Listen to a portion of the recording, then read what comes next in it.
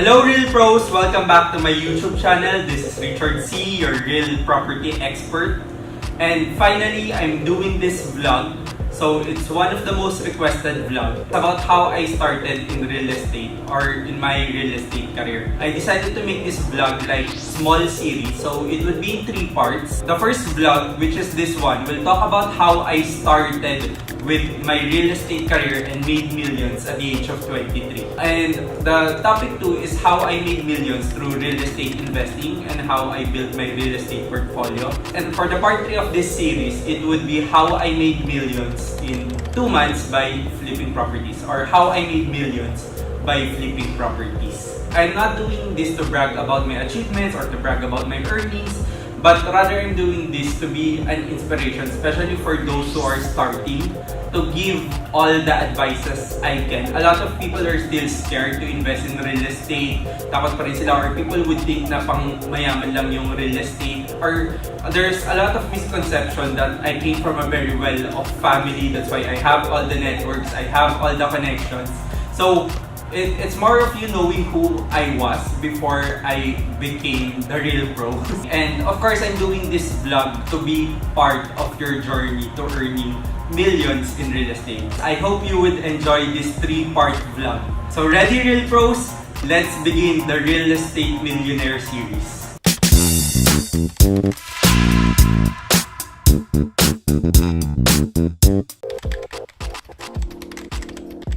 So before I start, I'd like to define what is really the meaning of being a millionaire or having a million peso in your bank account. So in the Philippines, having a 1 million peso, you should be called a millionaire already. So hindi talaga siya ganun kalaki. Kasi 1 million pesos, I'm not saying it's easy to get, it's hard work, but it is reachable. But the value of our money is not really that high, no, in terms of the strength of its currency. So it's really achievable to get millions of pesos. But having a 1 million peso in your bank account does not really qualify you as a millionaire. So what does qualify you as a millionaire? So as a millionaire, you have to have that network wherein there are more assets than liabilities. It's important to compute your net worth. And there's a lot of factors with regards to making millions in the Philippines. Sometimes you have 1 million today and then after 3 days, it's gone. So kaya uso yung mga 1-day millionaire. But I like to talk about when we say millions, it's really having that comfortable side of life wherein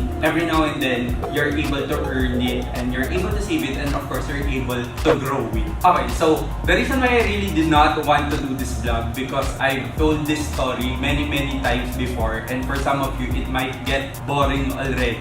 But for those of you who are watching me the first time, this is my story. And for the first time, I'm really gonna say it in a very detailed way, just for you to see that it is really possible.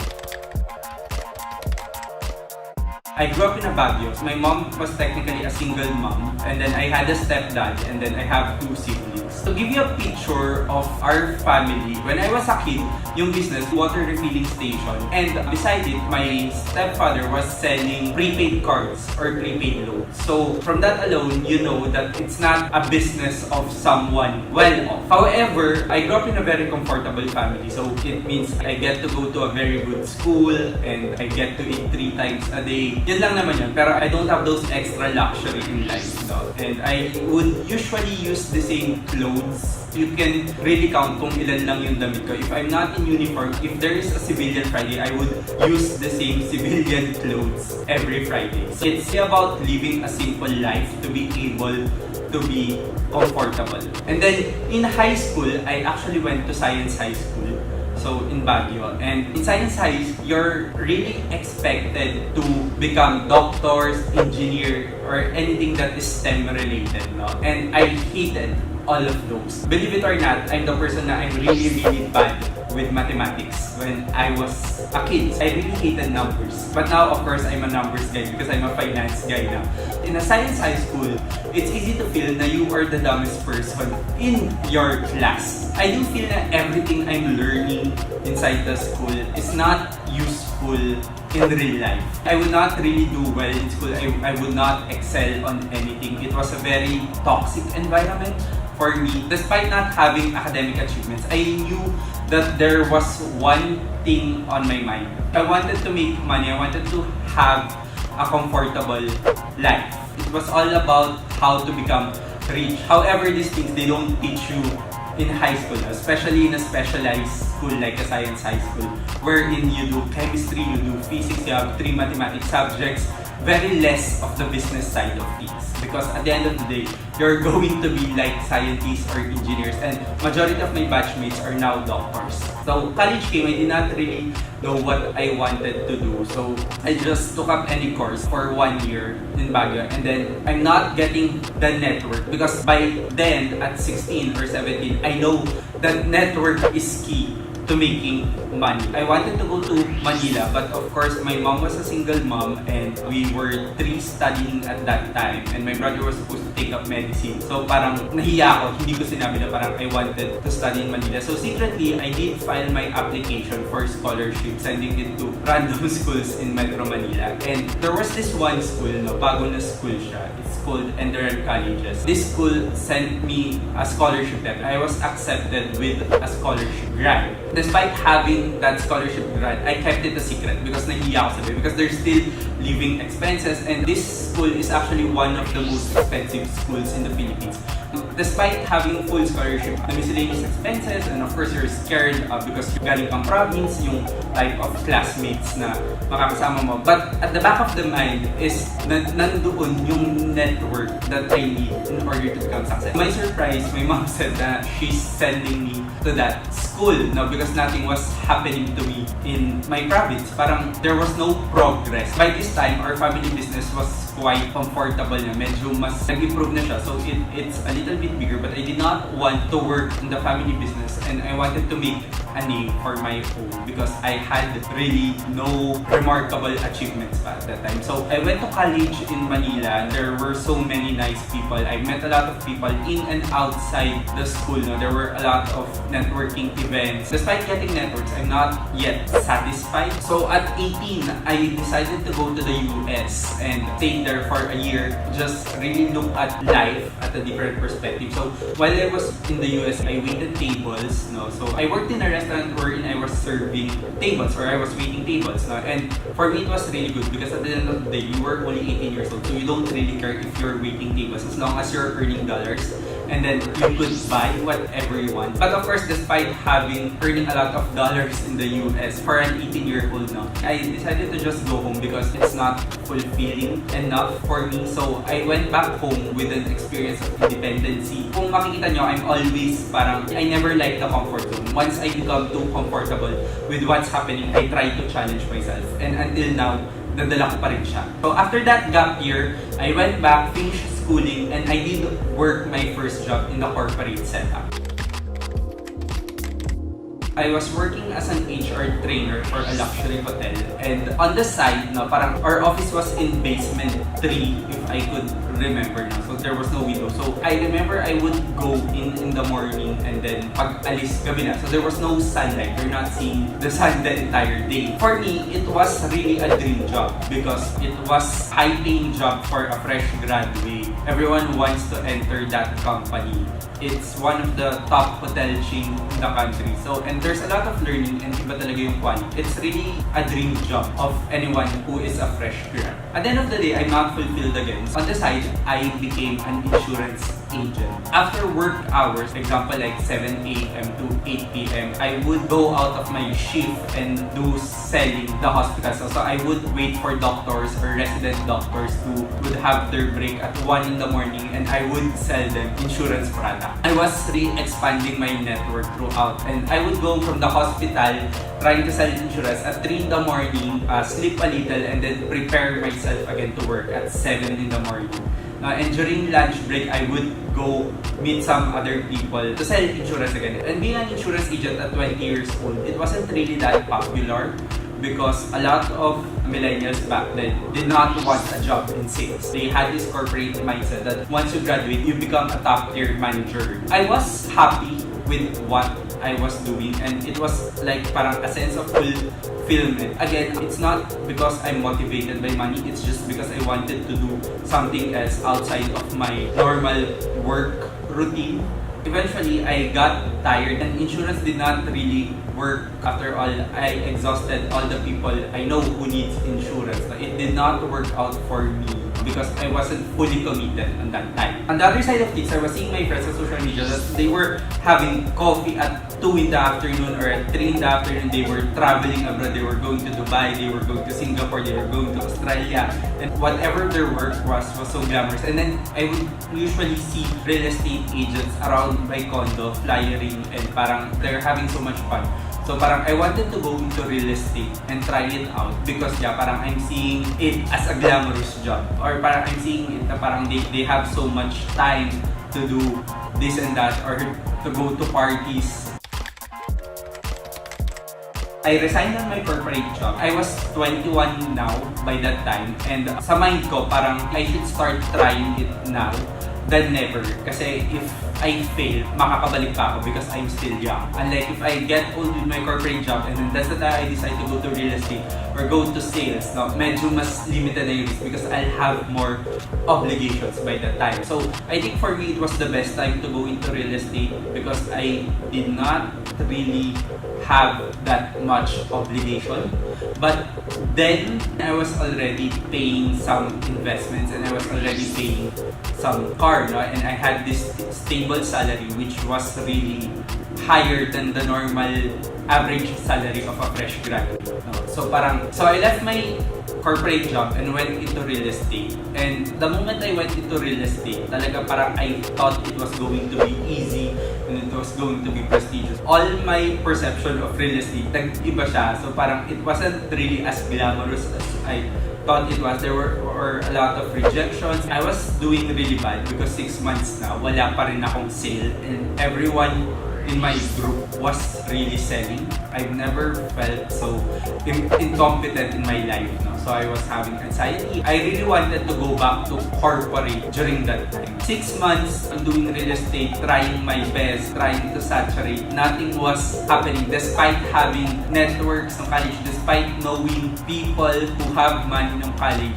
Not all of them would trust you with their money, especially if you're only 21 years old and you're trying to sell real estate. What I did was I attended more and more trainings. No, I attended open houses, tried working with other real estate agents and even tripping. Let's say for example, if the real estate agent is not available, I would be happy to do the presentation for them even if I'm not paid anything, just to give assistance and just to practice my skills. And I invested in a lot of trainings kahit limited na yung money ko because the salary was not stable, no? Because it's a commission based, no? And there was only an allowance back then. So it was full of rejections for my first year in real estate. And a lot of times I would want to go back to corporate. In my mind, it was parang kung kaya nila, kaya ko rin. No? I know that I have it in me. Parang there was something in me na parang feeling ko na when I saw real estate, it was really the industry for me.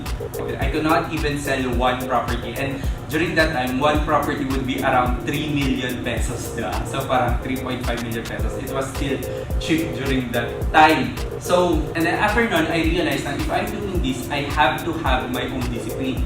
Kasi akala ko talaga na when I go to real estate, I don't have my boss and I don't have clock-ins, I don't have to wake up early, I don't need to be stressed. Pero it was all the opposite. No, because you have a lot of bosses, you have a lot of clients who are bossing you around and you need to be your own HR. You need to clock in on your own. You still need to use your alarm. Kasi kung hindi, late ka magigising and wala ka nang magagawa for that day and you become unproductive for that day. And of course, you really have to have that self-discipline. And I thought I'll have more free time, but guess what? I had to work on weekends.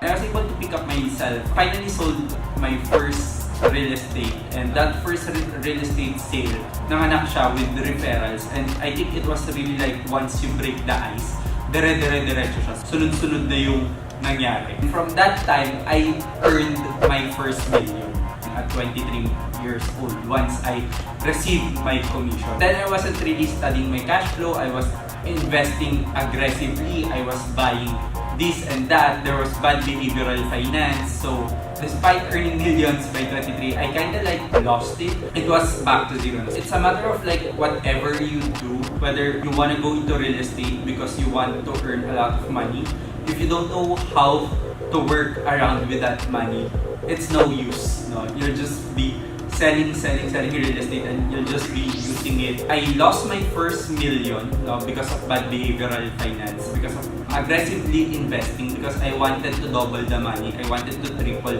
what I was investing on until I could not pay the amortizations anymore. So at the same year, I was back to zero, but I had my receivables. I was waiting for my receivables to come, and then I just continued selling. But again, I wasn't happy on being a real estate agent and trying to force someone to buy what you're selling just because you need to meet the quota or you meet your target sales. So after that, I had the opportunity to study and take the licensure exam and become a real estate broker. And once I became a real estate broker, I had more freedom to sell what I want. I had more confidence. I had more things to offer to the clients, and I was offered to work in a startup brokerage firm.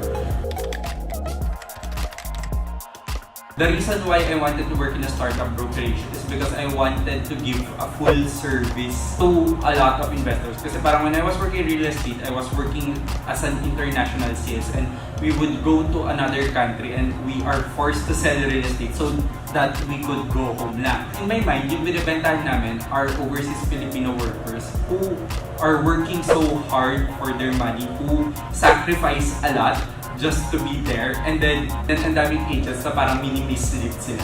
So when I joined a startup brokerage, that's the time na naisip ko na this is what we're going to do. Don't force a property to the client, or we don't hard sell a certain property to the client, but rather we give them what they need to invest wisely, and of course to take care of their investment. Kasi back then we would have foreign investors who would buy property, but then no one would take care of their property here. And it wasn't an end-to-end service. Once nabentahan mo, that's it. You're done with the job. You don't care about anymore sa turnover, or you don't care anymore after sales. Yun yung culture na tinuturo sa amin. So, when I got my license and joined the startup brokerage, I changed everything. There was a mission really to become a full-service real estate company where you can do property management, you can do everything. It's about the convenience of investing in real estate.